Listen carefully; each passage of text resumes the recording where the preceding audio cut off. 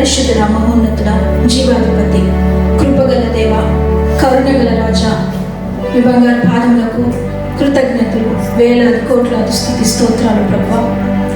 అయోగ్యులమైన మమ్మల్ని తండ్రి ప్రభా, దినదినము తండ్రి ప్రభా తృప్తిపరుస్తూ, పోషిస్తూ, సంరక్షిస్తూ, కాపాడుతున్న విధానమును బట్టి మీకు కృతజ్ఞతలు, వందనాలు ప్రభా. తండ్రి, మీ సన్నిధిలో చేరి ఆనందించే కృపను మా ప్రతి ఒక్కరికి దయచేసిన దేవ, మీకు వందనాలు, మీకు వందనాలు, మీకు వందనాలు ప్రభా. ఈ మా ఆరాధన నీకు అంగీకారయోగ్యంగా ఉంటున్నట్లు మా దోషములను కడిగివేయమని తండ్రి ప్రభా, మమ్మల్ని తండ్రి ప్రభా నిర్దోషులుగా, నిర్మలులుగా చేయమని మీ సన్నిధిలో బ్రతిమాలుకుంటున్నాం తండ్రి. మరి మాతో కూడా తండ్రి లైవ్లో ఎందరైతే వర్షిప్ చేస్తున్నారో ఇక్కడ తండ్రి, ఎక్కడెక్కడైతే తండ్రి ప్రభా ఈ సమయంలో ఆరాధనలు జరుగుతున్నాయో ప్రతి స్థలమందు తండ్రి ప్రభా మీ సన్నిధిని ఎక్స్పీరియన్స్ చేయగలగటానికి తండ్రి మీ కృపను మాకు దయచేయండి ప్రభా. మరి మీ రాకకు ఆయాసకరంగా మాలో ఏదైనా ఉన్నట్లయితే, దోషములు ఉన్నట్లయితే దయచేసి తుడిచివేయమని, కడిగివేయమని ప్రభా మీ సన్నిధిలో బ్రతిమాలుకుంటున్నాం తండ్రి. ఈ మా ఆరాధన తండ్రి ప్రభా కేవలం నీకే మహిమకరంగా, జయకరంగా జరిపించమని ఈ విన్నపాలను మీ నామంలో అడిగి వేడుకొని పొందుకున్నాము తండ్రి. ఆమేన్.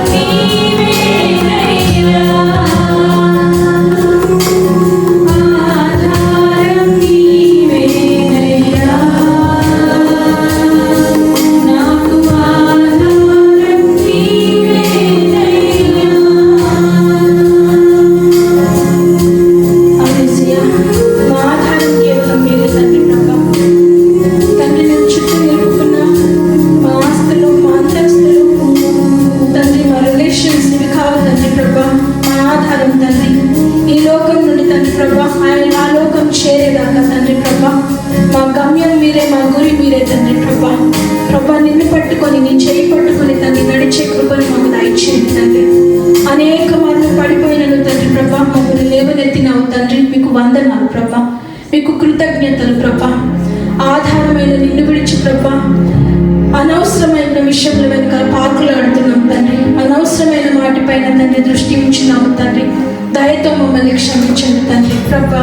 శ్రేష్టమైనదేదో, యోగ్యమైనదేదో తండ్రి ప్రభా, నీ వాక్యపు వెలుగులో తండ్రి ప్రభా మేము గ్రహించగలగటానికి తండ్రి, విలువైన దానిని తండ్రి ప్రభా, అదృశ్యమైనవి తండ్రి నిత్యము అని తండ్రి వాక్యము సెలవిస్తున్నది ప్రభా. అవును తండ్రి, పైనున్నవి ఈ సమయంలో తండ్రి మాకు మరుగైనవి, అదృశ్యమైనవి కానీ తండ్రి వాటి కొరకు జీవించగలిగే కృపను మాకు దయచేయండి ప్రభా. నీ వధువు సంఘం వల్లే తండ్రి, మచ్చలేక, ముడత లేక, ఇంకా ఇటువంటివి ఏవి కూడా లేక తండ్రి ప్రభా, మరి వాక్యముతో ఉదక స్నానం చేయించి ప్రభు మేము పవిత్రంగా, నిర్మలంగా, నిష్కలంకంగా ఉండాలని మా కొరకు నీ ప్రాణమునిచ్చినాడు తండ్రి. నీ రక్తముతో మమ్మల్ని కడిగినారు ప్రభా. మీ త్యాగమును బట్టి మీకు వందనాలు. అవును తండ్రి, ఏ విధంగానైతే మేము జీవించాలని తండ్రి ప్రభా, రేడియంట్గా తండ్రి, ఒక వధువు సంఘంగా జీవించాలని మీరు ఆశిస్తున్నారు తండ్రి ప్రభా. ఆ రేడియన్స్ని తండ్రి, మీ లైఫ్ని తండ్రి ప్రభా మేము కలిగి జీవించగలిగే కృపను మాకు దయచేయండి తండ్రి ప్రభా. నీ వాక్యమును విత్తబోతున్న దాసుని తండ్రి మరుగు చేసి, ఆ వాక్యపు వెలుగులో తండ్రి మేము ఎక్కడ పడిపోయినాము తండ్రి, ఎటువంటి దిగజారిన స్థితిలో ఉన్నాము తండ్రి ప్రభా, ఏ ఏరియాస్లో సరి చేసుకోవాలో తండ్రి, ఏ ఏరియాస్లో ఇంకా తండ్రి మేము ఇంకా బలవంతులం అవ్వాలో తండ్రి ప్రభా, మాకు తండ్రి ఆ మర్మములను బయలుపరచమని తండ్రి, వాక్యమందు ధ్యానం ఉంచడానికి, విన్నది విడిచిపెట్టకుండా జీవించే కృపను మాకు దయచేయమని అడుగుచు ప్రభా. విన్నపాలని మీ నామములో అడిగి వేడుకొని పొందుకుని ఉన్నాము తండ్రి. ఆమేన్.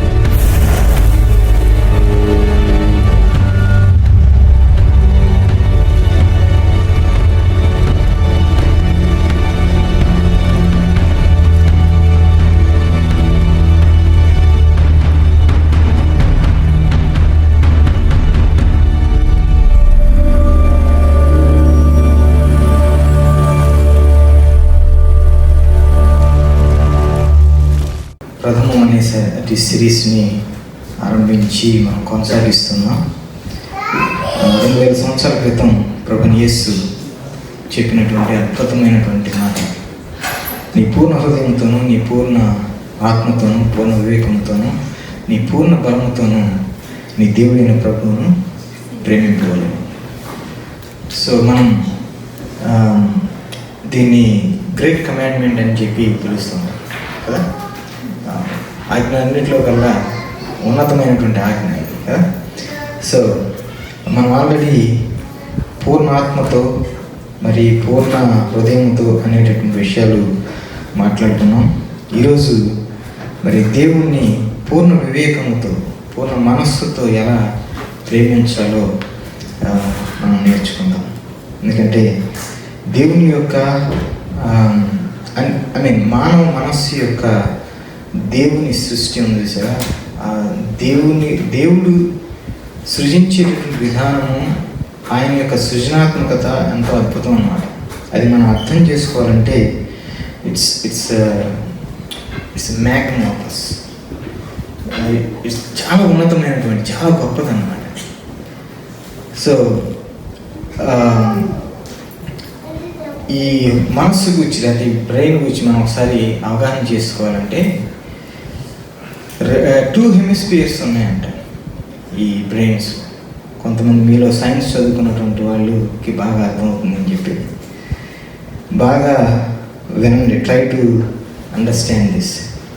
ఈ 2 అంటే పెద్ద మెదడు అంటూ ఉంటాం కదా సహజంగా, 2 భాగాలుగా ఉంటుంది. లెఫ్ట్ బ్రెయిన్ అని, రైట్ బ్రెయిన్ అని. లెఫ్ట్ ఏమో ఒక రకమైనటువంటి విధానం ఉంటే, రెండోది రైట్ ఇంకొక రకంగా అంటే ఆలోచన చేస్తూ ఉంటుంది.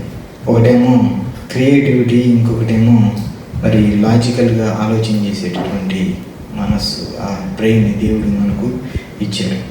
దాదాపుగా 200 మిలియన్ నర్వ్ ఫైబర్స్ అవి వాటితో ఇది అనుసంధానమై అంటే ఈ బ్రెయిన్ ఉంటుందండి. దాన్నే యూజువల్గా కార్పస్ కాలోసమ్ అంటారట.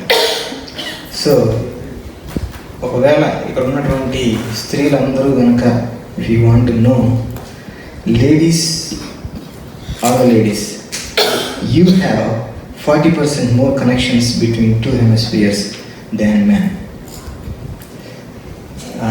అలా అని చెప్పి ఇప్పుడు మెన్ని వదిలేయాలని అనుకోవట్లేదు కానీ so you have 20% more bone density. So న్యూరాలజిస్టులు చేసేది ఏంటంటే వాళ్ళు దీన్ని రీజియన్స్గా డివైడ్ చేసి బ్రెయిన్ని అంటే రీజియన్స్గా సబ్ రీజియన్స్గా డివైడ్ చేసి దేనికి అది ఏ రెస్పాన్సిబిలిటీస్ కలిగి ఉంటుందో, ఏ ఫంక్షన్స్ కలిగి ఉంటుందో వాళ్ళు డివైడ్ చేసి చెప్పడం మనం చూస్తాం. సో ఉదాహరణకి ఆడిటరీ కార్టెక్స్ ఉందనుకోండి, ఉన్నటువంటి వేవ్ లెన్స్ అన్నింటినీ కూడా మరి గ్రహణ చెవి దగ్గరికి ఎక్కడికైతే పంపించాలో పంపించేటప్పుడు మనకు అర్థమయ్యేటటువంటి భాషలోనికి అది ట్రాన్స్లేట్ చేస్తుందట. ఆ తర్వాత అమిగ్దల అనేటటువంటిది it's a process, hundreds of different emotions అన్నమాట, మనలో ఉండేటటువంటి ఎమోషన్స్ని ప్రాసెస్ చేస్తుంది. అలాగే మోటార్ కార్టెక్స్ అనేటటువంటిది it's kind of muscle moment. తర్వాత ఇంకొకటి మరొక పార్ట్ ఏంటంటే ఇట్స్ అ ఫేవరెట్ పార్ట్ అంటే సీట్ ఆఫ్ హ్యూమర్. సో మనందరికీ కూడా ఒక హ్యూమర్ అనేటటువంటి సెన్స్ ఆఫ్ హ్యూమర్ అనేది. సో ఇలా డిఫరెంట్ పార్ట్స్గా దేవుడు విభజించడం అసలు అద్భుతం అన్నమాట. ఆయన సృష్టి మనకి అర్థం చేసుకోవడం చాలా కష్టం. ఇప్పుడు గొప్ప అగ్నితో ఇవన్నీ అసలు దీనికి అసలు మీరు చెప్పేటటువంటి గ్రేట్ కమాండ్కి సంబంధం ఏంటి అని ఆలోచన చేసినట్లయితే, గ్రేట్ కమాండ్మెంట్ని లిటరల్గా ఇంటర్ప్రిటేషన్ చేస్తే ఏంటి దాని అర్థం ఎవరైనా చెప్పండి. గ్రేట్ కమాండ్మెంట్ అంటే ఏంటి అన్నట్టు చూస్తున్నారు. ఇప్పుడే చెప్పాను, నేను చదివాను ఆల్రెడీ. ఓకే, సో దాన్ని లిటరల్గా ఇంటర్ప్రిట్ చేయగలను.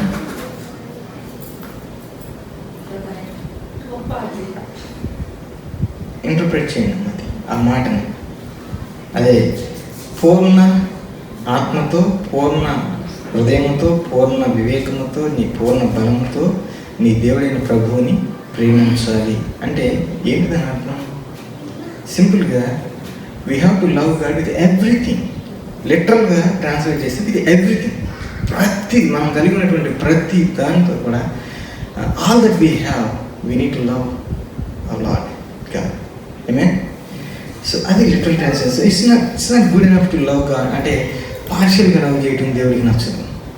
అంటే ఈ బ్రెయిన్లో ఎన్ని పార్ట్లు ఉన్నాయి, కొన్ని విభాగాలు నాకు స్పెషల్గా నా ప్రైవేట్ విభాగాలు పెట్టుకుంటాను, ఈ విభాగంతో నేను దేవుడిని ప్రేమిస్తానంటే కుదరదు. అందుకే ఏ విభాగం ఎన్ని రకాలు ఉన్నాయో అన్ని రకాలుగా కూడా నువ్వు దేవుణ్ణి ప్రేమింపబద్దలు మనందరం కూడా ఉన్నాం. So God wants to sanctify every part of our minds. ఇందులో ఉన్న ప్రతి విభాగాన్ని కూడా మరి ఆయన శుద్ధీకరించాలని కోరుకుంటున్నాడు. ఎందుకంటే ఆయన ఇచ్చినటువంటి బహుమానాన్ని మనము విభిన్నమైనటువంటి ఆలోచన చేత, విభిన్నమైనటువంటి తలంపుల చేత కలుషితం చేసి, కల్మషం చేసి ఆయన చేయాలనుకుంటున్నటువంటిది ఈ బ్రెయిన్ ద్వారా మనం చేయలేకపోతున్నాం మనసు ద్వారా. So he wants to sanctify your logical, he wants to sanctify your ప్రతి అంటే క్రియేటివిటీ, ఇంకా ప్రతిదీ ఆలోచన కూడా శాంక్టిఫై చేయాలని ఆయన కోరుకుంటున్నాడు. సో ఆల్ అంటే ఆల్ ఇంక్లూజివ్ అన్నమాట. సో మన దేవుణ్ణి, మన ప్రభువుని పూర్ణముగా కంప్లీట్గా ప్రేమింపబడుతున్నాయి. 2 Corinthians chapter 10 ప్రతి ఒక్కరు బైబిల్స్ ఉన్న ప్రతి ఒక్కరు ఓపెన్ చేసి చూడండి. 2 Corinthians chapter 10 చదువుతాను. మీ ఎదుట ఉన్నప్పుడు మీలో అనుకోగలవాడనైనట్టు, ఎదుట లేనప్పుడు మీ ఎడల ధైర్యం గలవాడనైనట్టు పౌలను నేనే యేసుక్రీస్తు యొక్క సాత్వికమును మృదుత్వమును బట్టి మిమ్మల్ని వేడుకొంచున్నాను. శరీర ప్రకారం నడుచుకుని వారని మమ్మల్ని గూర్చి కొందరు అనుకుంటున్నారు కదా. అట్టి వారి ఎడల నేను తెగించి కాఠిన్యం చొప్పున తలంచుకోనొచ్చున్నాను. కానీ నేను వచ్చినప్పుడు అట్లు కాఠిన్యం చొప్పుకున్నట్లు చేయడని నేను మిమ్మల్ని బతిమాలుకొంచున్నాను. మేము శరీరధారమై నడుచుకొనొచ్చున్నాను, శరీర ప్రకారం యుద్ధము చేయము. మా యుద్ధోపకరణములు శరీర సంబంధమైనవి కావు, కానీ దేవుని ఎదుట దుర్గమును పడద్రోయ జాలంత బలము గలవై ఉన్నవి. మేము వితర్కములను దేవుని గూర్చిన జ్ఞానము అడిగించు ప్రతి ఆటంకమును పడద్రోసి ప్రతి ఆలోచనను క్రీస్తుకు లోబడినట్లు చెరపెట్టేదము. చూడండి, యాక్చువల్గా నేను మాట్లాడాలనుకునేది, యూజువల్గా మనం ప్రతి వాక్యాన్ని డివైడ్ చేస్తాం కదా. ఈరోజు అలా చేయట్లేదు. ఒకే ఒక్క మాట 5వ వచనంలో చివరి భాగంలో మనం చూసాం కదా. నేను మళ్ళీ ఒకసారి చదువుతున్నాను. వితర్కాలు కానీ ఆ దేవుని గురించి జ్ఞానాన్ని అడ్డగించే ప్రతి ఆటంకాన్ని పడద్రోసి ప్రతి ఆలోచనను దేవునికి లోబడినట్లు చెరపట్టేదము అంటాడు. సో మనం యుద్ధం చేసే వివిధ మార్గాల గురించి మనం మాట్లాడలేదు ఈరోజు. ఎందుకంటే ఈ ప్యాసేజ్ అంతా మనం చదవడానికి కనుక ఏంటంటే టు షో ద కాంటెక్స్ట్. ఇక్కడ బ్యాటిల్ గురించి, స్పిరిచువల్ బ్యాటిల్ గురించి మాట్లాడుతున్నాడు కొంచెం. అయితే లాస్ట్లో ఉన్నటువంటి మాట, దాన్ని మనం ప్రత్యేకంగా హైలైట్ చేయబోతున్నాం. ఈ మాట ప్రత్యేకంగా జ్ఞాపకం చేసుకోండి. The battle is won or lost, that is in the mind. యుద్ధం అనేది అది గెలిచినా ఓడినా ఎక్కడ జరుగుతుందంటే ఇక్కడ మైండ్లో, మనసులో జరుగుతుంది. సో అదే అపోస్తలుడైన పౌలు ఇక్కడ రాస్తూ ప్రతి ఆలోచనను క్రీస్తుకు లోబడినట్లు చెరపెడదాం అంటున్నాడు. అంటే పట్టుకొని వేరే వాటినేమో, అంటే ఆయన జ్ఞానానికి అడ్డంగా ఉండేటటువంటి వాటిని పడద్రోద్దాం అంటున్నాడు. పడద్రోసి ఇప్పుడు ఏం చేయాలంటున్నాడు? ఆలోచనని పట్టి ఆయనకు లోబడేటట్లు చేద్దాం అంటున్నాడు. సో ఇక్కడ ఒక అబ్జర్వేషన్, ఎవ్రీథింగ్, ప్రతిదీ కూడా ఒకనొకప్పుడు ఆలోచనతోనే ఆరంభమైంది. ఏదైనా సరే. ఇప్పుడు ఈ బిల్డింగ్ ఉందనుకోండి, ఈ బిల్డింగ్ ఊరికి అట్లా వచ్చేయలేదు కదా. ఫస్ట్ ఒక ఆలోచన, ఇప్పుడు పలానా చోట్ల ఇలా ఒక మూల రాయి వేయాలని, అక్కడి నుంచి ఫౌండేషన్ నుంచి బిల్డ్ చేయాలని, అంటే ఒక ఆ థాట్ అనేది పేపర్లో పెడతారు. ఆ పేపర్లో పెట్టినటువంటి డిజైన్ కానీ ఆర్కిటెక్చర్ కానీ అది ఇంజనీర్స్ ఏం చేస్తారంటే అమలుపరుస్తుంది. అంటే ఒక థాట్ని మనం ఒక ఆలోచన రూపాంతరం చెందడానికి కొంచెం టైం పడుతుంది. ఇప్పుడు మన దగ్గర అందరి దగ్గర స్మార్ట్ ఫోన్స్ ఉన్నాయి. ఒకప్పుడు స్మార్ట్ ఫోన్ అంటే ఏంటో మనకు తెలియదు. అసలు ఫోన్ అంటేనే చాలా విశేషంగా ఉండేది, అవునా? ఎక్కడో ఒక చోట మామూలుగా ఒక ఫోన్ ఉండేది, అక్కడికి వెళ్ళి మనం మాట్లాడుకోవాలి. దూర ప్రదేశాలకు మాట్లాడాలంటే గట్టిగా మాట్లాడాలి, అవునా? మీకు గుర్తుందో లేదు, గట్టిగా మాట్లాడాలి. నేను అని చెప్పి గట్టిగా మాట్లాడితే తప్ప అవతల వినపడదు, అవునా? అటువంటి పరిస్థితి ఉండేది ఒకప్పుడు. ట్రంక్ కాల్స్ అంటారు, అలా దూర ప్రాంతాలు కాల్ చేసి. ఆ తర్వాత ఎవరు అక్కడి నుంచి ఆ ఫోన్ నుంచి అక్కడికి వెళ్ళి కూర్చునే పరిస్థితి నుంచి కొంచెం పొడుగు చేద్దామని చెప్పి కొంచెం లెంత్ చేశారు, కొన్ని కార్డు పెద్దది చేసి ఇప్పుడు ఆ ఫోన్ పెట్టుకుని అటు ఇటు తిరిగేటటువంటిది చేశారు. ఆ తర్వాత అక్కడి నుంచి కార్డ్ లెస్ అని ఒకటి కనిపెట్టారు, అసలు కార్డు లేకుండా చేద్దామని. ఆ తర్వాత మొబైల్ అని చెప్పి మొదలుపెట్టారు. మొబైల్ నుంచి ఇప్పుడు స్మార్ట్, ప్రతిదీ కూడా స్మార్ట్ ఫోన్. ఈ ఆలోచన గమనించాను. ఇది ఒకప్పుడు ఆలోచనలో ఉంది, కానీ ఈరోజు మనం ఫిజికల్గా, మీరు కానీ నేను కానీ మనందరం కూడా దాన్ని చూస్తున్నాం కదా. సో మనలో చాలామందికి గమనించినట్లయితే మనం భౌతిక వాస్తవికతను మార్చుకోవాలనుకుంటాం, కానీ చాలా విషయాలు అంటే ఇలా కాకుండా అలా ఉండాలి, అలా కాకుండా ఇలా ఉండాలి అంటే కొన్ని విషయాలు అది ఫిజికల్గా కావచ్చు, లేదా కొన్ని సర్కమ్స్టాన్సెస్ కావచ్చు, మార్చుకోవాలి అనేటటువంటి ఆలోచన ఉంటుంది. అయితే చాలామందికి అది మార్చుకోలేకపోవడానికి గల హేతు ఏంటంటే వాటిని ఫిజికల్ వేలో మనం ఆలోచన చేసి మార్చుకోవడానికి ప్రయత్నం చేసినప్పుడు అవి మార్చడం సాధ్యపడదు కదా. భౌతికపరమైన విధానంలోనే చేయడం సాధ్యపడదు. సో లోతైన మార్పు, అసలు నిజమైన మార్పు, అత్యంత అంటే బిబ్లికల్ వే ఆఫ్ చేంజ్ ఉంది చూసారా, ఆ మార్పు మనస్సులో ప్రారంభమై ఆ మార్పుని, అదే మార్పు కంప్లీట్గా రూపాంతరం చెందడానికి చూస్తాం. ఇక్కడ ఆరంభం ఫస్ట్ మార్పు అనేది మన థాట్లు ఆరంభం కావాలి. సో అందరూ జాగ్రత్తగా వినండి, ఎందుకంటే కొంచెం డిఫరెంట్ ఆస్పెక్ట్స్ నుంచి అర్థం చేసుకోవడానికి మనం ప్రయత్నం చేస్తాం. ఎందుకంటే మనకు దేవుడు ఇచ్చినటువంటి మనసు, మైండ్ అనేది చాలా ప్రాముఖ్యమైనటువంటిది. ఎందుకంటే అన్నీ ఇక్కడి నుంచే స్టార్ట్ అవుతాయి అసలు ప్రతిదీ కూడా. అందుకే చాలా జాగ్రత్తగా. సో రిపెంటెన్స్ అనే పదం మనందరికీ తెలుసు. పశ్చాత్తాపంగా ఒప్పుకోవడం, దేవుని సన్నిధిలో పశ్చాత్తాపమై ఒప్పుకోవడం అంటే దాని మూల భాషలోకి వెళ్ళి చూస్తే మెటనోయియా అనేటటువంటి పదం ఉంటుంది.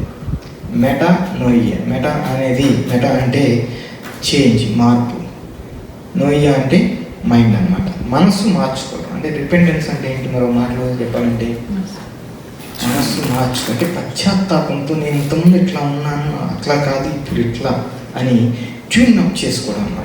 నీ ఆలోచన, నీ థాట్స్ని ఒకప్పుడు ఉన్నటువంటి వాటి వల్ల కాకుండా ఇప్పుడు నూతనపరచుకోవడం, నూతనంగా మార్చుకోవడం, అదే రిపెంటెన్స్ అన్నమాట.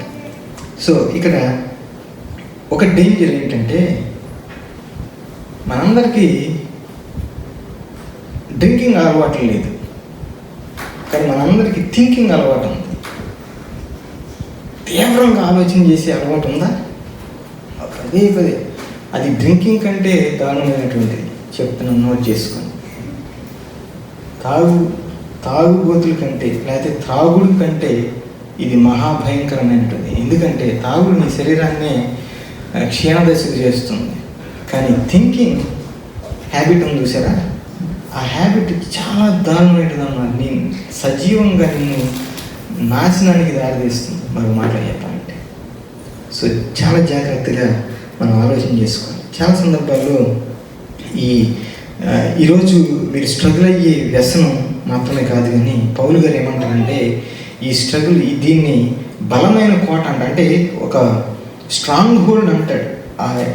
ఏదైతే వ్యసనం ఉందో దాన్ని ఏమంటున్నాడు ఆయన, స్ట్రాంగ్ హోల్డ్ అని పిలుస్తున్నాడు. నీ మనస్సులో అది బలమైన కోటగా చేరుకుని ఉందంట అది, అవునా? సో అందుకే పౌలు గారు దాన్ని స్ట్రాంగ్ హోల్డ్ అని పిలుస్తున్నారు. సో నీ మనస్సులో ఒక మానసిక కోట, ఆ స్ట్రాంగ్ హోల్డ్ ఉంది. ఆ మానసిక కోటపై యుద్ధం చేయటం మనం నేర్చుకోకపోతే శారీరకంగా మనం ఎప్పటికీ ఆ వ్యసనంతో పోరాడుతూనే ఉండాలి. But we need to train up hour cells in order to fight against that stronghold. Amen? Amen. So ఏం జరుగుతుందంటే, ఉదాహరణకి ఎవరన్నా ఉపవాసంలో ఉందాం అనుకున్నా, లేకపోతే ఏదన్నా ఒక డైట్ చేంజ్ చేద్దాం అనుకున్నమాట, డైట్ చేంజ్ చేసేయాలనుకున్నాం. అది చేంజ్ చేయాలనుకున్నప్పుడు సహజంగా వచ్చే థాట్స్ ఏంటి, ఎవరని చెప్పండి? మీకు బాగా ఇష్టమైంది ఏదో అదే మీ మనసులోకి వచ్చి పదే అవే జ్ఞాపకాలు వచ్చి అదే రుచులు మీ నోట్లో ఊరుతూ, అబ్బా అది ఎందుకు వదిలేసాను, అబ్బా అది ఎందుకు నేను ఇట్లా చేయాలనే థాట్స్ వస్తాయా? సహజంగా ఈ డైట్లో లేనప్పుడు, ఉపవాసం రావయ్యి, ఎందుకంటే అది ఎప్పుడు మన అందుబాటులో ఉండేది. కానీ ఆ డైట్లో స్పెషల్గా ఉన్నప్పుడు ప్రత్యేకంగా ఈ వరదల్లాగా పొంగుకుంటూ వస్తాయి మన ఆలోచన రూపంలో. సో గమనించండి. సో అందుకే ఇక్కడ ఈ ఆలోచన ఏం చేస్తాం, అలాంటి ఆలోచనలు వచ్చినప్పుడు ఏం చేస్తాం, సహజంగా దాన్ని ఎలా డీల్ చేస్తాం, అవునా? సో మెంటల్గా మనం ఆలోచన చేస్తే what are you going to do with those thoughts? ప్రాక్టికల్గా ఆలోచన చేస్తే పెయిన్ఫుల్. ఎందుకు వదిలేసాను బాబు, ఎందుకు చేయాలి ఇదాన్ని ఆలోచన, ఎందుకంటే మనకి ఇష్టమైంది వదిలేస్తాం ప్రస్తుతానికి కొంతకాలం, లేకపోతే పూర్తిగాను. సో ఈ ఆలోచన, కానీ మన భౌతిక వాస్తవికత, దేవుడు మనకిచ్చిన మనసులో ఏం జరుగుతుందో దాని పొడిగింపు అనేది నేను నమ్ముతాను. ఎందుకంటే మనలో చాలా స్ట్రాంగ్ హోల్డ్స్ ఉన్నాయి, స్పెషల్గా మైండ్లో. అప్రెషన్, అడిక్షన్, మరి ఫియర్ కానీ, సందేహం కానీ, వ్యాకులం కానీ, చింత కానీ, లేకపోతే కోపం కానీ, లేకపోతే లస్ట్ కానీ, ఇవన్నీ కూడా స్ట్రాంగ్ హోల్డ్స్ మన మైండ్లో ఉండేటువంటి స్ట్రాంగ్ హోల్డ్స్. ఎందుకంటే ఆలోచన లోపల ఇవన్నీ కూడా స్టార్ట్ అవుతాయి. So how do you do that? ఇప్పుడు వీటిపై యుద్ధం చేయాలి మనం, వీటిని పడద్రోయాలి. పౌలు గారు చెప్పేది అదే కదా, 5వ వచనం ఏంటిది? దేవుని జ్ఞానానికి అడ్డంగా వచ్చేటువంటి అన్నిటినీ పడద్రోసి ప్రతిదాన్ని కూడా అంటే క్రీస్తుకు లోబడేటట్టు మనం చేయాలి. అది మనం ఈరోజు చేసేటటువంటి కార్యక్రమం. సో ఎలా చేయాలి? సో ప్రతి ఆలోచన క్రీస్తుకు లోబడేట్టు చెరపెట్టడం అనేది సాధ్యమేనా? కొంచెం రీసెర్చ్ చేశాను. దీంట్లో రీసెర్చ్ చేస్తే ఇట్స్ ఎ హ్యూజ్ రేంజ్ అనమాట. ఒక సాధారణమైనటువంటి వ్యక్తి రోజుకి జనరల్గా, ఇది యావరేజ్గా 70,000 ఆలోచనలు కలిగి ఉంటాడట. యావరేజ్గా 70,000. మీలో కొంతమంది తక్కువ కలిగి ఉండవచ్చు, కొంతమంది బాగా ఎక్కువ కలిగి ఉండవచ్చు ఆలోచన, అవునా? సో అంటే గమనించి ఇన్ని వేల ఆలోచనలు చెరపట్టి క్రీస్తుకు లోబడేటట్లు చేయటం అనేది ఒకసారి ఆలోచన చేద్దాం. Is it possible for us? So కొంచెం కష్టంగా అనిపిస్తుంది. కానీ అన్ని ఆలోచనలు ఎట్లా ఏం చేయాలి? సమ్ ఆఫ్ దెమ్ ఆర్, కొన్ని అందులో కొన్ని పాజిటివ్ ఉంటాయి, గాడ్లీ థాట్స్ ఉంటాయి, ఆలోచనలు ఉంటాయి. సో వాటిని చెరపట్టి మరి ఇంకా విధేయత, దేవునికి విధేయత కలిగేట్లు చేయాలి. కొన్ని న్యూట్రల్ థాట్స్ ఉంటాయి. న్యూట్రల్ థాట్స్ అంటే వాటి వలన ఏ ప్రయోజనం లేదు, మీకు అవి ఉన్నా లేకపోయినా అది స్పిరిచువల్గా ఎటువంటి ఎఫెక్ట్ ఇవ్వదు. ఉదాహరణకి నాకు బ్లూ కలర్ అంటే ఇష్టం అనుకుందాం. Blue colour, so what, okay నీకు ఇష్టమైతే ఏంటి, ఇష్టం కాకపోతే దానివల్ల ఫిజికల్గా కానీ లేదా స్పిరిచువల్గా కానీ ఏమైనా ఎఫెక్ట్ ఉంటుందా?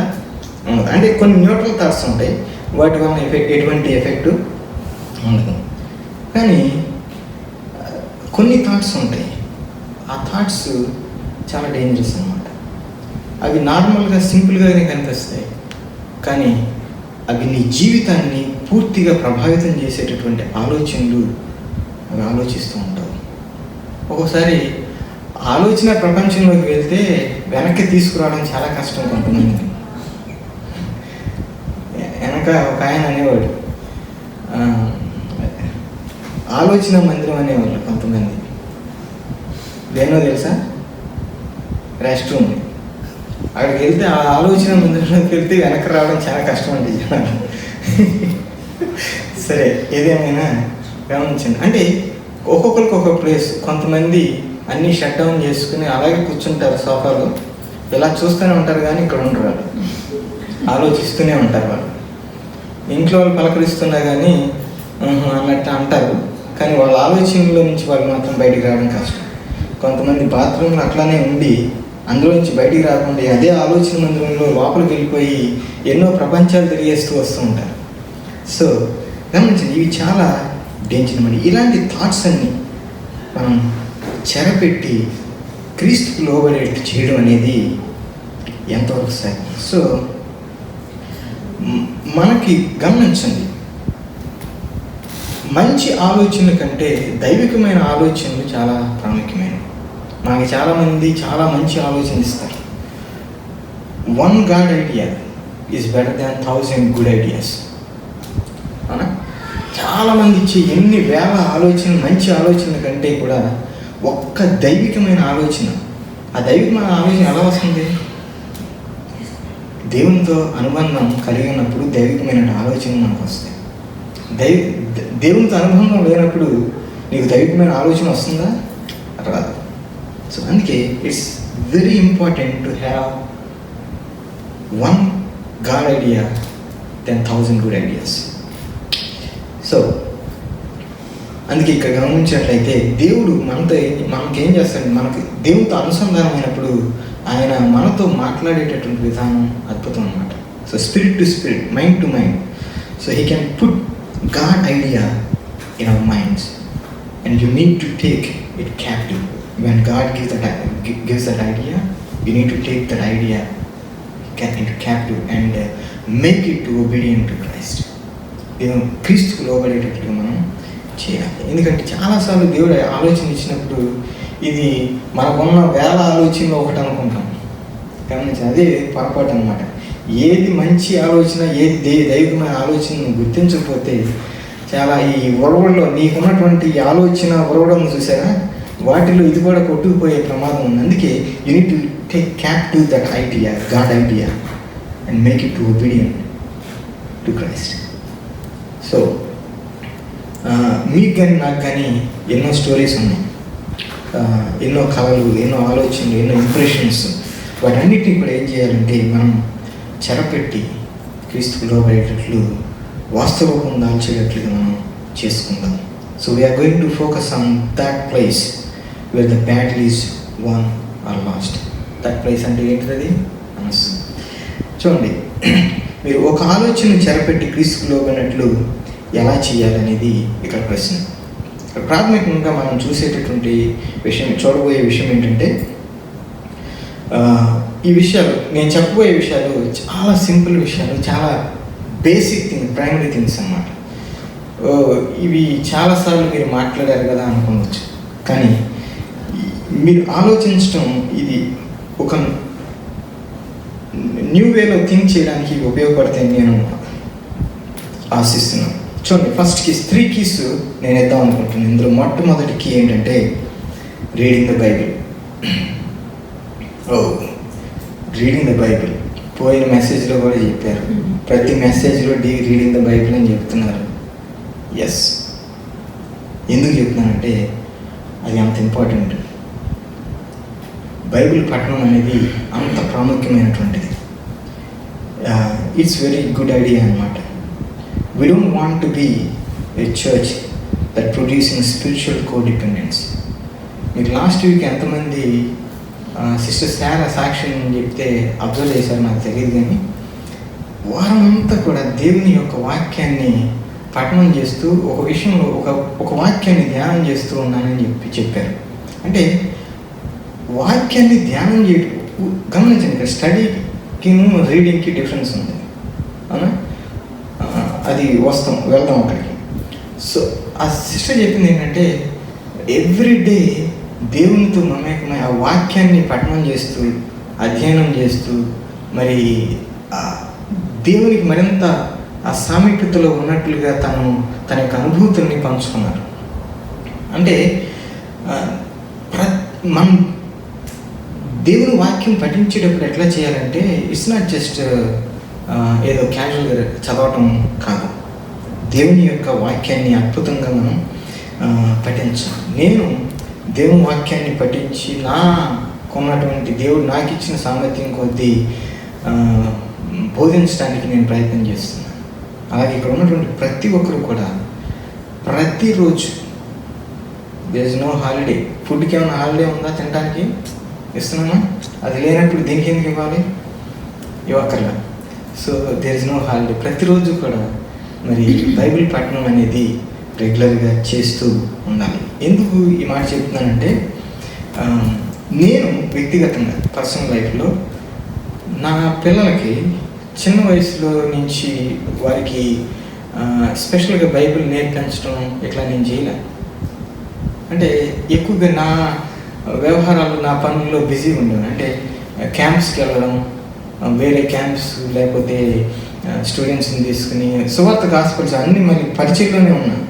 తర్వాత బైబిల్ కాలేజీలో టీచ్ చేయడానికి ప్రిపేర్ అవ్వడం, దానికి చాలా టైం పడుతుంది. ఇదంతా వీటిలో బిజీగా ఉండి నేను వాళ్ళకి టీచ్ చేసే విషయంలో వెనబడిపోయి, నేను అనుకున్నది ఏంటంటే, వాళ్ళు సండే స్కూల్కి వెళ్తున్నారు, అక్కడ అంత బ్రహ్మాండంగా నేర్చుకుంటారు అని భావించి. కానీ సండే స్కూల్స్ ఉండేది మంచిది, చాలా మంచిది. Plus they help our kids to grow in Christ and to make disciples of Christ. They help a little bit, but it is ultimately yours and my responsibility to take care of our kids, to make them disciples of Jesus. Amen. యేసు యొక్క శిష్యులుగా తయారు చేయడం అనేది నీ బాధ్యత, నా బాధ్యత. నేను చేయలేకపోయినా మరి నా భార్య స్వర్ణ కాస్త కోస్త చేసిందని నేను నమ్ముతున్నాను. దేవుని స్తోత్రం. హల్లెలూయా. సో అందుకే కాస్త కోస్త దైవికమైనటువంటి లక్షణాలు కలిగి ఉన్నారని నేను ఆశిస్తున్నాను నా బిడ్డలు. గమనించండి, అంటే అది మనందరి బాధ్యత. ఎందుకంటే నన్ను ఉదాహరణగా చేసుకుని చెప్పడానికి హేతు ఏంటంటే దట్ ఈస్ అవర్ రెస్పాన్సిబిలిటీ. ఎందుకంటే మనందరం కూడా ఏం చేయాలంటే we have to take the ownership of reading the word of God. ఇది ఒకరి సొత్తు కాదు, ఒకరి బోధిస్తే మనం వినడం కానీ కాదు, వినాలి. అది ప్రతి ఆదివారం దేవుని సన్నిధికి రావడానికి తాపత్రయపడాలి. దేవుని సన్నిధిలో దేవుడు ఏం మాట్లాడతాడని ఎదురు చూడాలి. At the same time every day we need to have this discipline of reading the word of God. ఏమే కొంతమంది కన్నా అంటే కొంతమంది అన్నా చేస్తానంటున్నారు. ఓకే, ఒక ఆయన doctor Leslie national institute of mental health ఒక స్టడీ చేశారు. ఆయన చేసినటువంటి స్టడీలో ఆయన పర్ఫామ్ చేసినటువంటిది ఏంటంటే సింపుల్ మోటార్ టాస్క్ అనమాట. అదేంటంటే ఫింగర్ ట్యాపింగ్ ఎక్సర్సైజ్. సో ఆయన ఒక సబ్జెక్ట్ని ట్యాప్ చేస్తూ ఉన్నప్పుడు ఆ సబ్జెక్ట్ని మళ్ళీ వాళ్ళు డాక్టర్ ఏం చేసేవారంటే ఎంఆర్ఐ చేసేవారు, అంటే బ్రెయిన్ స్కాన్ చేసేవాళ్ళు. అంటే ఆ బ్రెయిన్లో ఏమేమి యాక్టివేట్ అయ్యి ఉన్నాయో తెలుసుకోవడానికి చేసేటటువంటిది అన్నమాట. సో ఆ ట్యాప్ చేయకముందు, ఆ ఎక్సర్సైజ్ చేయకముందు, చేసిన తర్వాత డిఫరెన్సెస్, వాళ్ళు వ్యత్యాసాలు చూస్తే చాలా డిఫరెన్స్ ఉందట.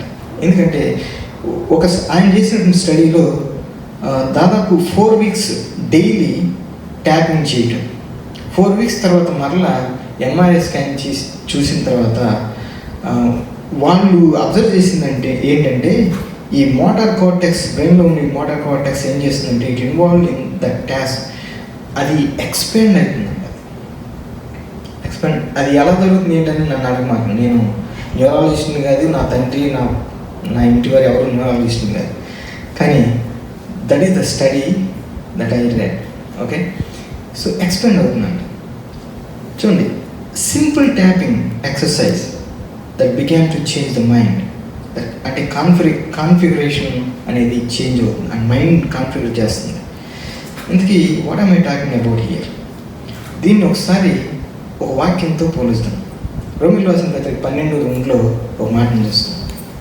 మీరు ఈ లోక మర్యాదను అనుసరింపక ఉత్తమమును అనుకూలమును సంపూర్ణమైన ఉన్న దేవుని చిత్తం ఏదో పరీక్షించి తెలుసుకున్నట్లు మీ మనస్సు మారి నూతన ముగుట వలన రూపాంతరము పొందుడి అంటున్నాడు. సో మనము దేవుని యొక్క వాక్కును చదువుతున్నప్పుడు, పఠిస్తున్నప్పుడు ఏం జరుగుతుందంటే it has this amazing neurological effects అన్నమాట. దేవుని యొక్క సత్యం, దేవుని యొక్క వాస్తవం మన మైండ్లోకి వెళ్తున్నప్పుడు it begins to recruit new nerve cells and rewire neuron connections and your mind begins to change the shape. Can you believe that? ఎందుకంటే ఇందులో మరొక బ్యూటీ ఏంటంటే, ఇక్కడ చూడండి, ఫిలిప్పీయులకు రాసిన పత్రిక 2:5 మరొక మాటను చూస్తాం. మనందరికీ సుపరిచితమైన వాక్కు, క్రీస్తు యేసు కలిగిన ఈ మనస్సు మీరును కలిగి ఉండండి. సో మన అల్టిమేట్ గోల్ ఏంటండి? మన పక్కన కంటే బ్రహ్మాండంగా ఉంటాం, అది కాదు మన అల్టిమేట్ గోల్. మన స్పిరిచువల్ మెజర్మెంట్ పోయినసారి కూడా నేను చెప్పినట్టు, స్పిరిచువల్ మెజర్మెంట్ ఏంటి? మన మెజర్మెంట్ ప్రభువైన యేసుక్రీస్తు. ఆయన మనకి మెజర్గా కొలమానంగా ఉండాలి, కానీ నీ తోటి వారు, నీ పక్కన వారు, నీ పొరుగు వారు వాళ్ళు కాదు నీ మెజర్మెంట్. సో క్రీస్తుని, ఎందుకంటే మన అల్టిమేట్ గోల్ ఏంటంటే క్రీస్తు వలె ఎదగడం. సో క్రీస్తు యేసు యొక్క మనస్సు మనం కలిగి ఉండడం. ఇది ఎలా కలిగి ఉంటాం?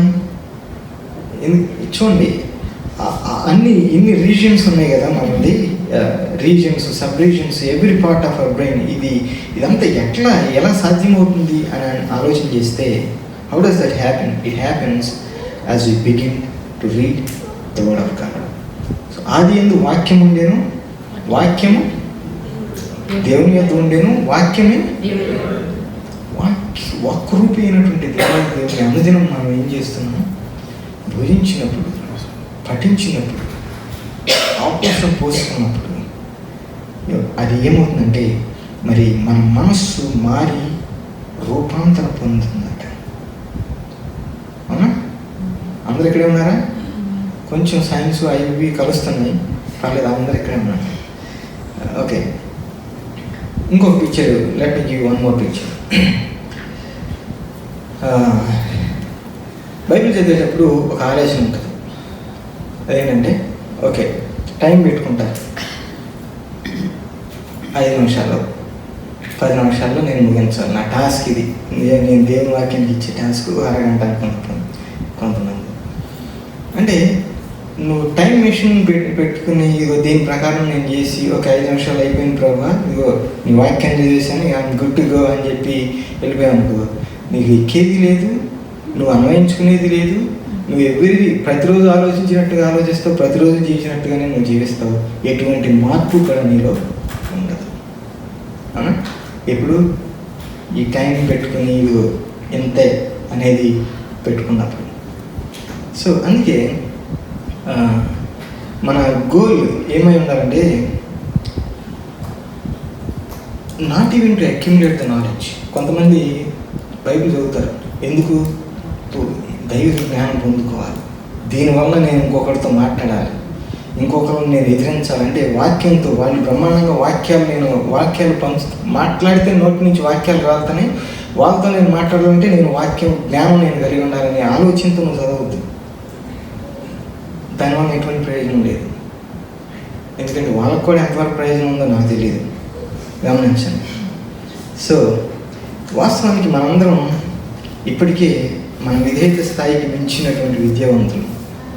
On one level, it's not a knowledge thing that we need. What we need is the mind of Christ.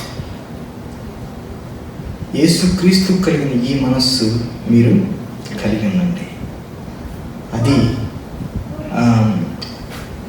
ఆలోచన కలిగి ఉన్నప్పుడు ఆయన ఆలోచించినట్లుగా నీవు నేను ఆలోచిస్తూ, ఆయన ఎటువంటి రీతిలో నడవాలనుకున్నాడో, ఏ ప్రదేశానికి మనం తోడుకొని వెళ్ళాలనుకున్నాడో ఆ ఆలోచన ద్వారా మనల్ని దేవుడు నడిపిస్తాడు. చూడండి, ఇంకొక విషయం చదివాను. అదేంటంటే,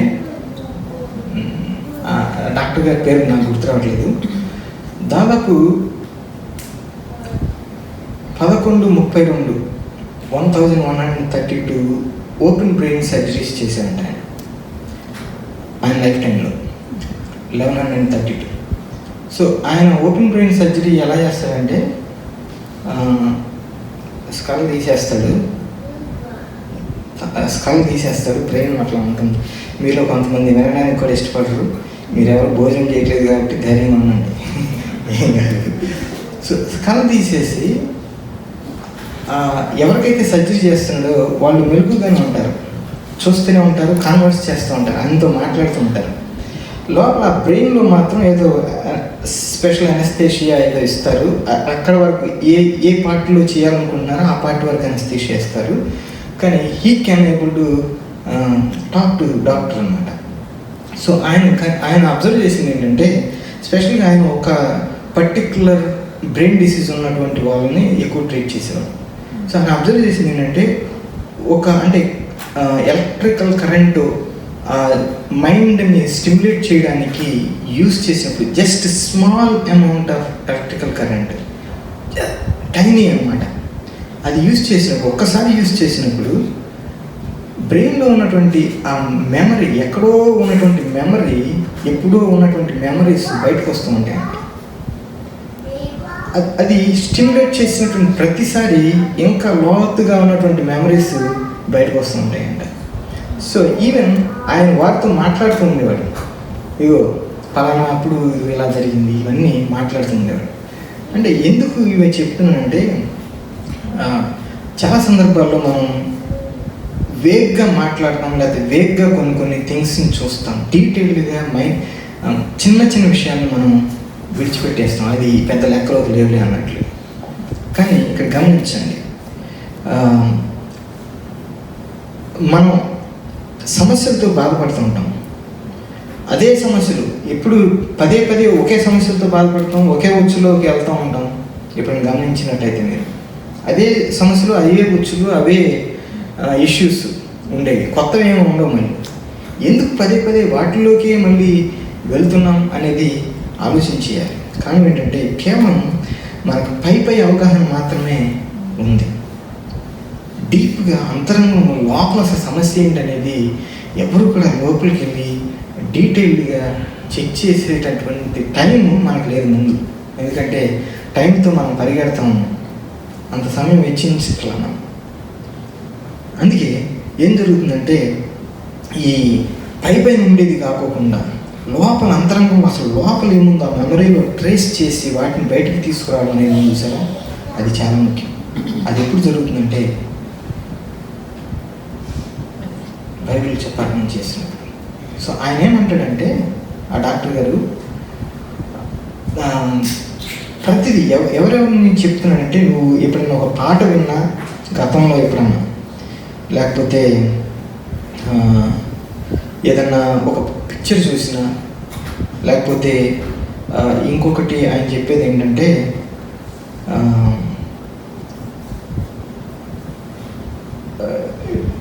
ఎవరితో నువ్వు కాన్వర్సేషన్ చేసినా ఇప్పుడు అసలు నువ్వన్నీ మర్చిపోయావు, కానీ అది ఆ ఎలక్ట్రికల్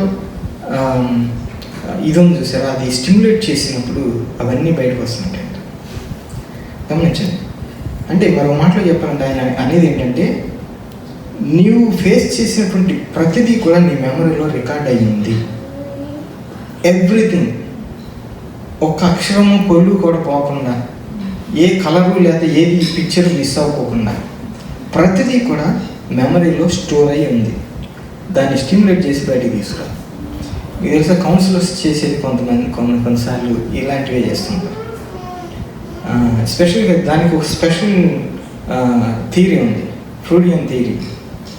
సిగ్మండ్ ఫ్రాయిడ్ అనేటువంటి ఆయన సైకో ఎనాలిసిస్ అనేటువంటి థియరీ ఆయన చేసింది ఏంటప్పుడు, అది ఒకప్పుడు బాగా ప్రసిద్ధిగాంచింది.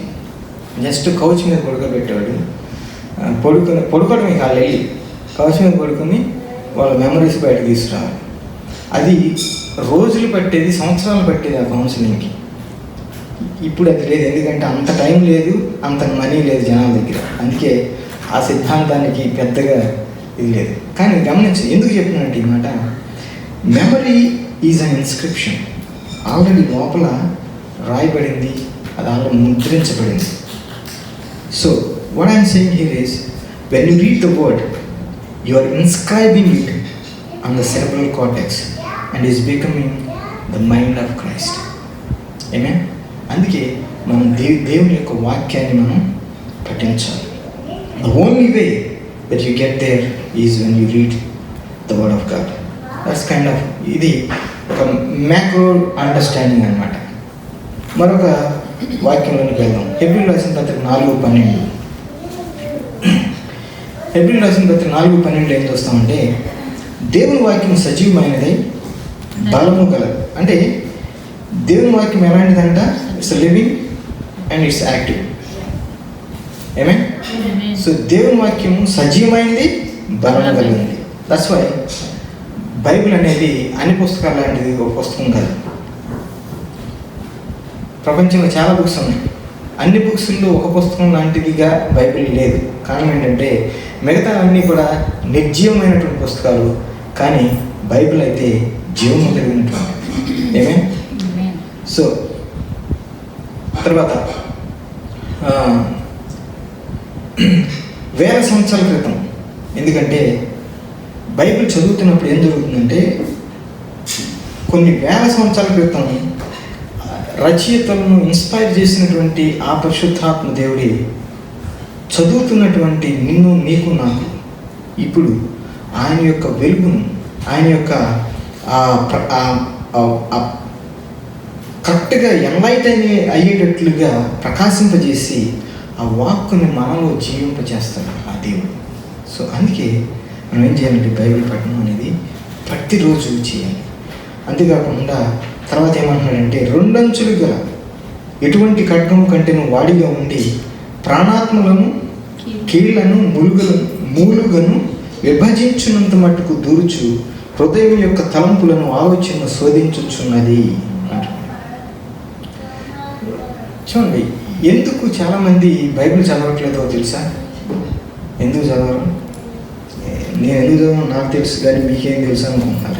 ఎందుకంటే ఇది బైబిల్ చదవడం అనేది, బైబిల్ ఏం చేస్తుందంటే మనసును ఒప్పింపజేస్తుంది, కొన్ని కన్విక్షన్స్ తీసుకొస్తుంది. అంటే నువ్వు బైబిల్ చదువుతున్నప్పుడు ఇది నువ్వు ఆలోచన కలుగున్నావు అది అంటే, ఈ బైబిల్ మన ఆలోచనని జడ్జి చేయడం మనకి ఇష్టం లేదు.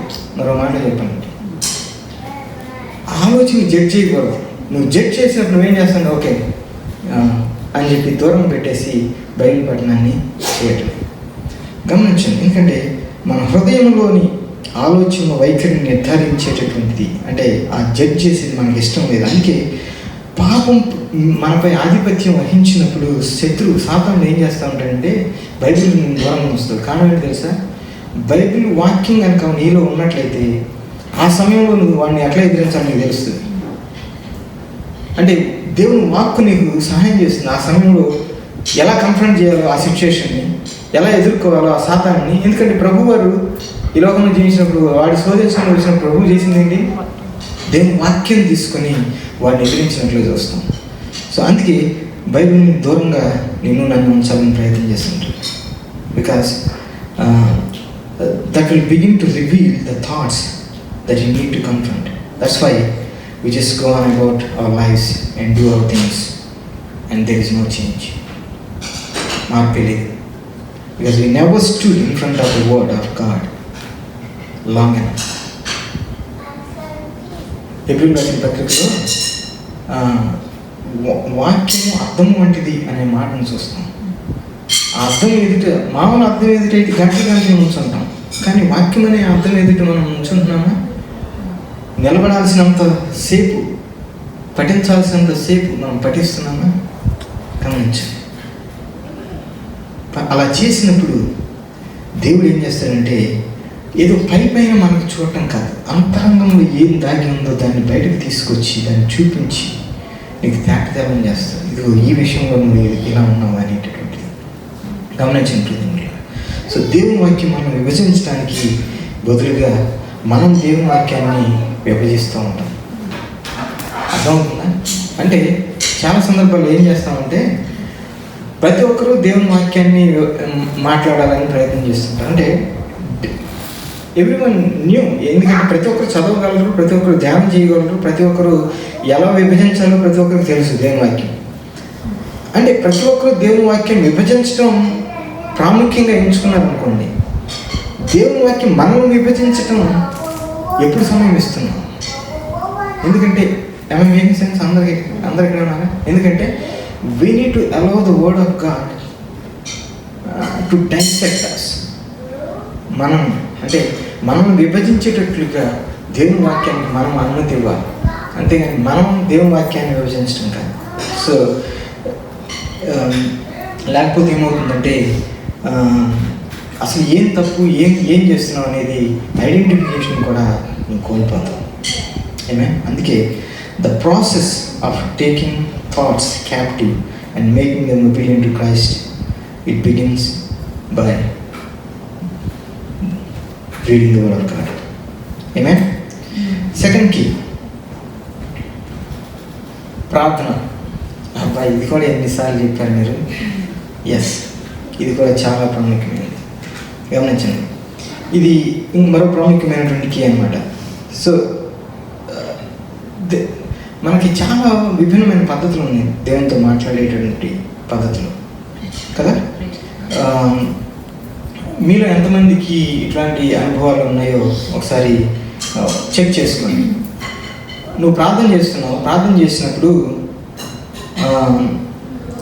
ఏదో ఒక థాట్ ఎక్కడి నుంచో వచ్చింది, నీకు తెలియదు. ఎక్కడి నుంచి వచ్చిందో కూడా నీకు తెలియదు. ఎవరికైనా వస్తుంది అట్లా? అంటే ప్రార్థన చేస్తున్నావు, సడన్గా ఒక థాట్ వస్తుంది. ఎవరు ఇచ్చిన థాట్ నీకు అర్థం కాదు, కానీ ఆ థాట్ వచ్చింది. సో కొంతమంది ఒక్కొక్కసారి ఏం జరుగుతుందంటే కొన్ని థాట్స్ కన్విక్టింగ్ థాట్స్గా ఉంటాయి.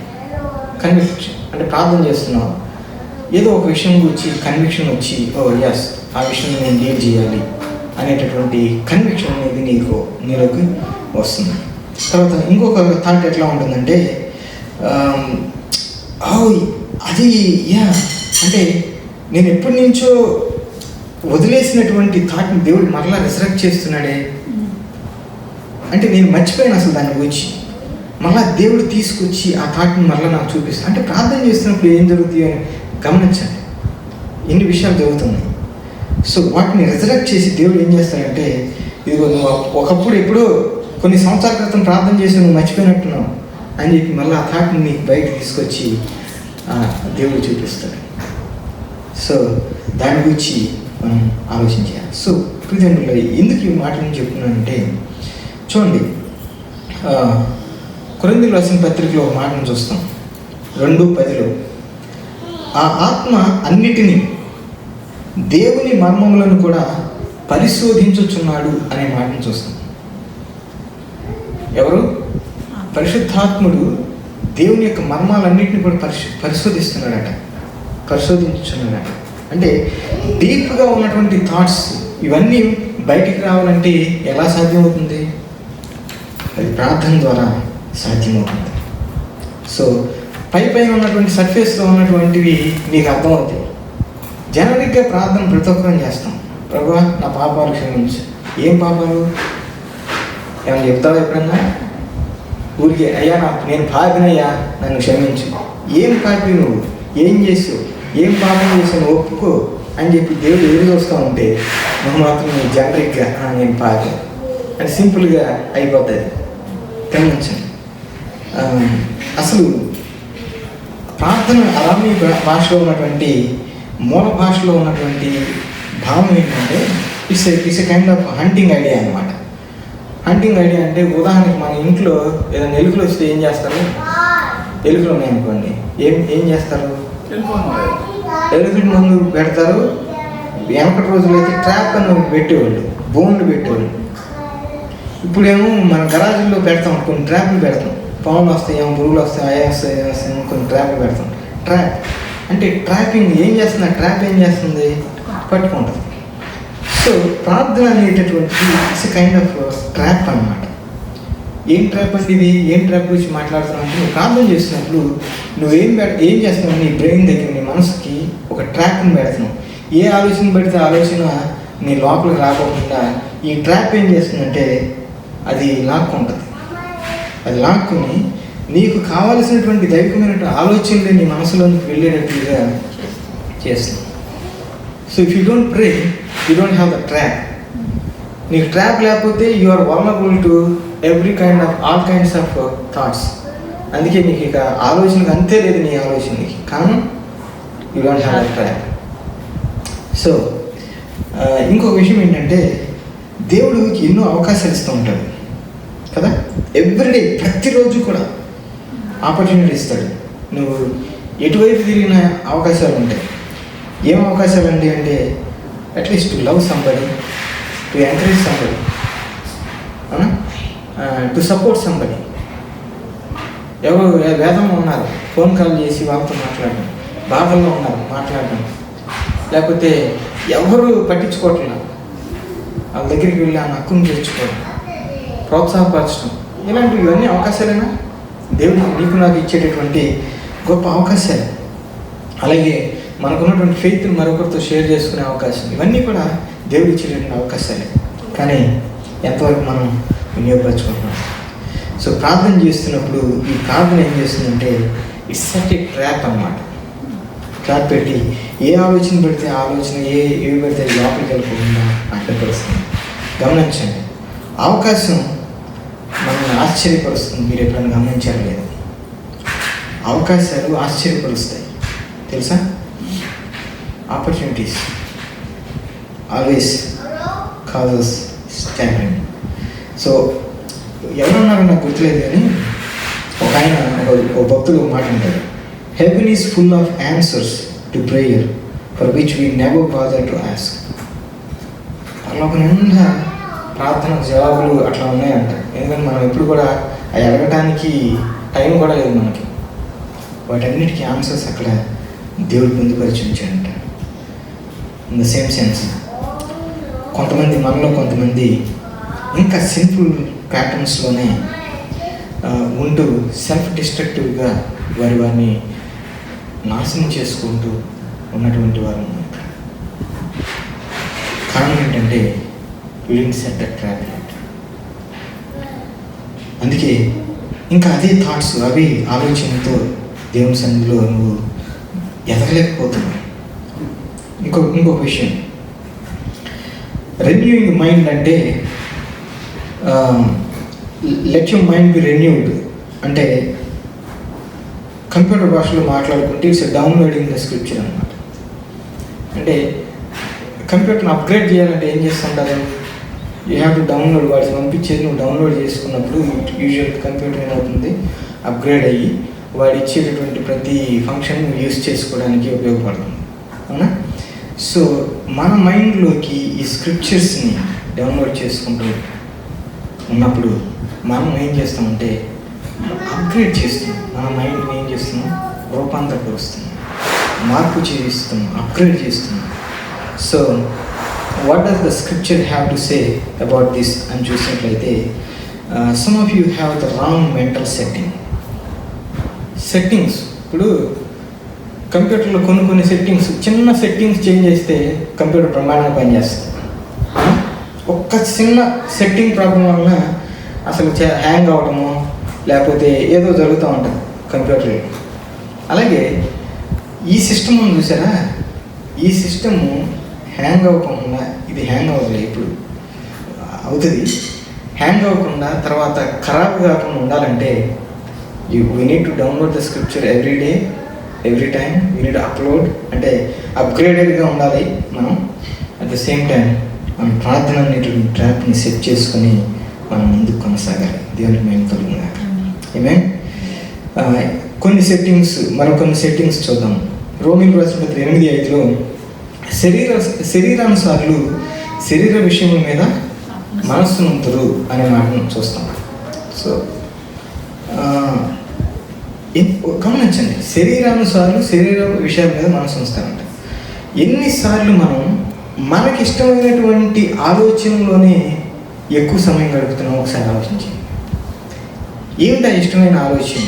సహజంగా సిన్ఫుల్ నేచర్ ఉన్నటువంటి మనం సిన్ఫుల్ థాట్స్ని ఎక్కువగా మనం మన మైండ్లోకి అలౌ చేస్తూ ఉంటాం, కానీ దేవుని యొక్క థాట్స్ మనం అలౌ చేయట్లేదు. Because of that sinful nature. తర్వాత ఏమంటున్నాడంటే ఆత్మానుసారులు ఆత్మ విషయం మీద మనస్సు ఉంతురు అంటున్నాడు 8:5.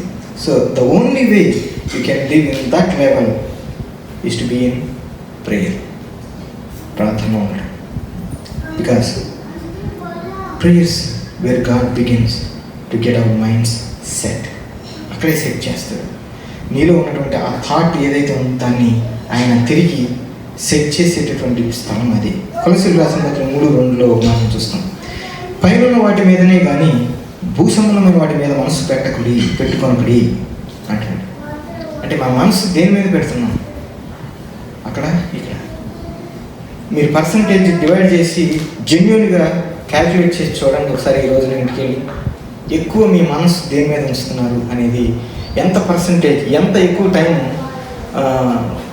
పర్సనల్ అండ్ సిన్ఫుల్ నేచర్కి ఎక్కువగా మైండ్ ఆలోచన ఇచ్చారు, అలాగే దైవికమైనటువంటి వాటికి ఎక్కువ ఆలోచన ఇచ్చారు. ఒకసారి పర్సంటేజ్ ఒకసారి చూడండి. నెక్స్ట్ వీక్ అందరిని అడుగుతాను. మరొక మాట, ఫిలిప్పీయులకు రాసిన పత్రిక 4:8, మెట్టుకు సహోదరులారా, ఏ యోగ్యత ఏమో మెప్పైనో ఉండనియల్లా, ఏవి సత్యమైనవో, ఏవి మాన్యమైనవో, ఏవి న్యాయమైనవో, ఏవి పవిత్రమైనవో, ఏవి రమ్యమైనవో, ఏవి ఖ్యాతి గలవో వాటి మీద ధ్యానం ఉంచుకునేది. మన ధ్యానం ఎక్కడ ఉంచాలి? వాటి మీద ఉంచాలి. It's so critical. So prayer helps us begin to set our minds on the things that God wants us to be focused for. Amen. So చివరిగా ఫైనల్కి కన్ఫెషన్, ఒప్పుకోలు. ప్రభు సన్నిధిలో కన్ఫెషన్ అనేది చాలా ప్రాముఖ్యమైనది. షార్ట్గా మనం ముగించుకుందాం. So if you are confessing, you are repressing and eventually you will get downloading depressing. గమనించండి, మనకున్నటువంటి ఆప్షన్స్ ఏంటంటే, మీరు పాపాన్ని కనుక ఒప్పుకోకపోతే మనం ఏం చేస్తున్నట్లంటే పాపాన్ని పురుకొల్పుతున్నట్లు. అంటే యు డిడ్ంట్ కన్ఫెస్. నువ్వు కన్ఫెస్ చేయలేదు అంటే that means you are trying to give a chance. అంటే ఇంకొకసారి ఛాన్స్ ఇవ్వడానికి దాన్ని అట్లా పెట్టుకున్నాం. గమనించండి, అలా జరిగినప్పుడు ఏమవుతుందంటే మన మైండ్ అంతా ఇట్స్ గోయింగ్ టు గెట్ క్లట్టర్డ్ అనమాట. సో అందుకే రిపెంటెన్స్ అనేది ఈ మనస్సుని మార్చేస్తుంది. So what we need to do is you need to confess that sin. ఏదైతే నీకు దేవుడు చూపిస్తున్నాడో వాక్యం చదివినప్పుడు గమనించండి, దేవుని యొక్క వాక్యం ఏం చేస్తుందంటే ఆ థాట్స్ని, అంటే ఏవైతే ఆ థాట్స్ అవి ఆలోచన ఎక్కడ ఉన్నాయో వాటిని తీసుకొచ్చి నీకు చూపిస్తుంది. ప్రార్థన ఏం చేస్తుందంటే నీకు ట్రాప్ సెట్ చేయడానికి ఉపయోగపడుతుంది, అవన్నీ మరలా లోపలికి ప్రవేశించుకుంటున్నా. అలాగే కన్ఫెషన్ ఏం చేస్తుందంటే వాటన్నిటినీ మరి చెరపెట్టి క్రీస్తుకి విధేయతగా అది లోపడేటట్లుగా ఈ ట్రాప్ అనేది, ఈ కన్ఫెషన్ అనేది చేస్తుంది.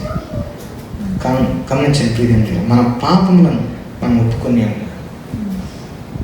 యోహాను అంటాడు, మన పాపములను మనం ఒప్పుకొని ఆయన నమ్మదగిన వాడును నీతిమంతులను కనుక ఆయన మన పాపం క్షమించి సమస్త దుర్నీతి నుండి మనను పవిత్రులుగా చేస్తాడు. So what happens then?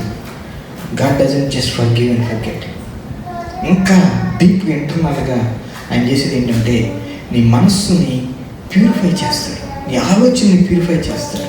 నీకు వచ్చేటటువంటి ఆ కల్మషం లేకోకుండా ప్రతి థాట్ని కూడా ప్యూరిఫై చేసి, ప్రతి విషయాన్ని కూడా ప్యూరిఫై చేసి, మరి అద్భుతంగా దేవుని యొక్క థాట్స్గా, అంటే ప్రభువు అయిన యేసుక్రీస్తు ఏ విధంగా ఆలోచిస్తాడో అదే రకంగా ఆలోచించేటట్లుగా నీకు నాకు సహాయం చేస్తాడు. ఆమేన్. సో ఇక్కడ కూర్చున్నటువంటి వారిలో కొంతమంది అనుకోవచ్చు, ఓ మేము చాలాసార్లు ఒప్పుకున్నాం, చాలాసార్లు జరిగింది అది, I tried many times, but it's not working. ప్రభు మరొకసారి జ్ఞాపకం చేసేది ఏంటంటే ఇక్కడ ఉన్న ప్రతి వారికి గివ్ అనదర్ ట్రై. ఒకవేళ నువ్వు ఇంతకుముందు నేను అన్నీ ఒప్పుకున్నాను అని అనుకున్నా సరే, మరొక అవకాశం. ఏ ఏరియాస్ అయితే నువ్వు మరి ఇంకా ఒప్పుకోలేవు, లేకపోతే ఏ ఏరియాస్ అయితే నీకు కనబడుకోకుండా ఇంకా ఉన్నాయో గమనించిన ప్రతిదిన ప్రతిరోజు కూడా we have to give some time to allow the spirit of God to మన అంతరంగం ఏముంది అనేది చెక్ చేసుకోవడానికి టైం ఇవ్వకుండా సమయంతో పరుగులు పెట్టామనుకోండి కష్టం. అందుకే సమయం అయిపోతుంది. ఇక్కడ అందరూ వర్క్ చేసేవాళ్ళు నాకు తెలుసు. అలాంటప్పుడు ఏం చేయాలంటే the best thing is to get up early. 5 గంటలు 4 గంటలు లే, మీకు టైం సరిపోతలేదు అనుకో, లేదా 3 గంటలు లే. ఒక ఆయన 3 గంటల నుంచి కూర్చొని 8 గంటలు కన్ఫెషన్లో కూర్చునేవాడు అంట. పోయిన వారాల్లో గత వారాల్లో చెప్పాను మీకు. అంటే ఎంతసేపు కన్ఫెషన్కి ఆయన స్పెండ్ చేసేవాడు అంటే ఎందుకు? ఆయనలో ఎక్కువ పాపాలు మనలో తక్కువ పాపాలు ఉన్నాయని కాదు కదా. అంటే he understood how important it is. So we need to understand how important it is to check ourselves and confess in the presence of God. So battle is won or lost in the mind. May the Lord help us to win that battle. కళ్ళు మూసుకుంటే ప్రార్థన చేద్దాం. దయమైన మా తండ్రి, ప్రేమ కలిగిన మా ప్రియపరలోక ప్రభువా, పరిశుద్ధ నామమునకే ఉండలేని స్థుతులు స్తోత్రం వందనాలైనా మరి మారు ఈ పునరుద్ధాన దినాన్ని దివ్యమైనటువంటి సముఖంలోనికి మేము చేర్చాము. 2021 సంవత్సరం 10వ మాసం మొట్టమొదటి ఈ ఆదివారపు దినమున నీ దివ్యమైన సముఖంలో మేము చేరి వచ్చాము నాయన. నేను ఆరాధించడానికి నాయన, నీ ముఖారవిందాన్ని తలపించడానికి, నీ సన్నిధిలో మా హృదయాన్ని పరచడానికి నాయన, పూర్తిగా పూర్ణ హృదయంతో, పూర్ణ ఆత్మతో, పూర్ణ వివేకంతో, పూర్ణ బలముతో నిన్ను సేవించాలని, ప్రేమించాలని నీ సన్నిధికి నా తండ్రి వచ్చాను ప్రభు. నా తండ్రి, నీ సన్నిధిలో ఉండేటటువంటి సంతోషము, సమాధానము, నెమ్మది నిండుగా మాకు ప్రతిసారి మాకు దయచేస్తున్న దేవానికి వందనాలు. మరోమా నీ యొక్క దివ్యమైన శాంతి సమాధానం నిండుగా ప్రతి బిడ్డకి దయచేయండి. ఈరోజు ప్రత్యేకంగా మీరు మాతో మాట్లాడినటువంటి మాటను బట్టి నీకు స్తోత్రాలు ప్రభు. అవునైనా తండ్రి, అపోస్తలుడైన పౌలు నాయన సంఘానికి వస్తూ చెప్పినటువంటి రీతిగా ప్రభువా, ఏ జ్ఞానం అతను నీ దైవికమైన జ్ఞానాన్ని అడ్డకించి వాటిని పడగొట్టేటట్టుగా, పడద్రోసేటట్టుగా తండ్రి మా ఆలోచనను చెరపట్టి క్రీస్తుకు లోబడేటట్లు చేయటట్టుగా ఎలా మేము చేయగలము? మరోసారి మాతో మాట్లాడినందుకు నీకు వందనాలు.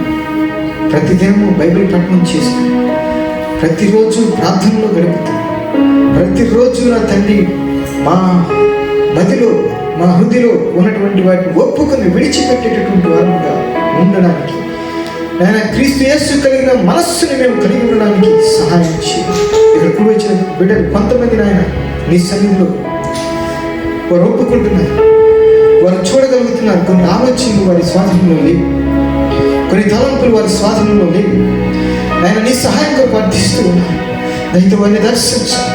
ఇప్పుడే ప్రత్యేకమైన రీతిలో వారిని దర్శించిన యేసు నామములో వాటిని చెరపట్టి నా తండ్రి, వాటిని తొలగించిన అద్భుతమైన రీతిలో నా ప్రభువా, నీ యొక్క ఆలోచన చేత నా తండ్రి, నీ వాక్కుల చేత వారిని నింపి నా ప్రభువా, నాయన ప్రార్థన అనేటటువంటి ట్రాప్ని నా ప్రభువా మధ్యలో పెట్టి నా ప్రభువా, ప్రతి ఆలోచనను నా తండ్రి వడగట్టేటటువంటి రీతిలో ఆ ప్రార్థన ఉన్నట్లుగా నాయన, ఇంకా లోపల అంతరంగంలో దాగి ఉన్నటువంటి ప్రతి కల్మషమును కూడా ఒప్పుకొని విడిచిపెట్టేటటువంటి బిడ్డలుగా బిడ్డలను ఉన్నట్టు సహాయం చేయండి.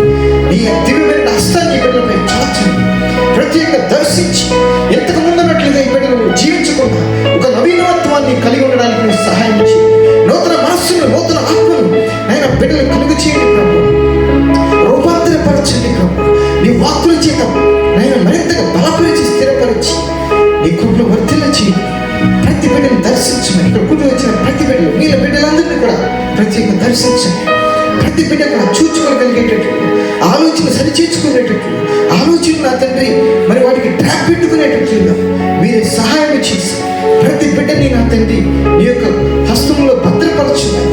ప్రతి ఒక్కరూ కూడా ఆయన మరి క్రీస్తు యేసు కలిగినటువంటి ఈ మనస్సు కలిగి ఉన్నట్లుగా, ప్రతి థాట్ కూడా నీ థాట్స్కు అనుసంధానమైనటువంటిగా ఉన్నట్లు మీరే సహాయం చేసి